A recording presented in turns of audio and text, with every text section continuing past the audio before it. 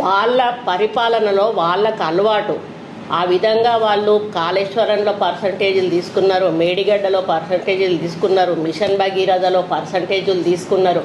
ప్రతి దాంట్లో కూడా పర్సంటేజీలు తీసుకొని నాణ్యతా లోపంతో ఈరోజు కోట్లాది రూపాయల డబ్బులు, ప్రజల డబ్బులు దుర్వినియోగం చేసి వాళ్ళు కోట్లకు పడగలెత్తి ఈరోజు మంత్రులతో సహా కోట్ల రూపాయలు దండుకొని కోటీశ్వర్లయ్యి ప్రాపర్టీస్ సంపాదించుకొని మీరు ఒక్కొక్క మంత్రి హిస్టరీ మీకు ధైర్యం ఉంటే మీకు మీరు సెల్ఫ్ ఎంక్వైరీ చేయించుకోండి. ఈరోజు నేను అడుగుతా ఉన్నాను మంత్రులను, బీఆర్ఎస్ మంత్రులను, మీరందరూ కూడా సెల్ఫ్ ఎంక్వైరీ చేసుకోండి.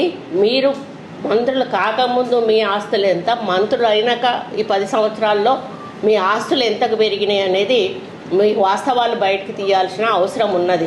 మీరు పర్సంటేజీలు తీసుకున్నారు, మీరు పర్సంటేజీలు లేని పనులు చేయలేదు. మీరు సెలెక్టెడ్ ఫైల్స్ను మాత్రమే మీరు తీసుకొచ్చి మీరు సంతకాలు పెట్టారు. ఈరోజు నేను ఒక్కటే అడుగుతా ఉన్నా, అంటే వాళ్ళకి డబ్బులు వచ్చే, పర్సంటేజీలు వచ్చే పెద్ద పెద్ద పనులను తీసుకొని ఈరోజు కోట్ల రూపాయలు వాళ్ళు దండుకొని ఈరోజు కోటీశ్వర్లై ట్రోలింగ్ చేయడం చాలా బాధాకరం. వెంటనే దాన్ని ఆపాల్సిన అవసరం ఉన్నది. లేకపోతే నేను సైబర్ క్రైమ్ వాళ్ళకి తప్పకుండా నేను కంప్లైంట్ ఇస్తాను. ఇది ఎట్లంటే తొండముదిరి ఊసరవెల్లి అయినట్టుగా ఈ టీఆర్ఎస్ ట్రోల్స్ ఏవైతే ఉన్నాయో, టీఆర్ఎస్ పేడ్ బ్యాచ్ ఏదైతే ఉందో వాళ్ళు మరీ దారుణంగా, కనీసం వాళ్ళు మనుషుల పశువులా కూడా అర్థం కానటువంటి పరిస్థితిలో వాళ్ళు ఉన్నారు. వాళ్ళకు కుటుంబాలు ఉన్నాయి, వాళ్ళకు అక్కా చెల్లెళ్ళు ఉన్నారు, వాళ్ళకు ఫ్యామిలీస్ ఉన్నాయి.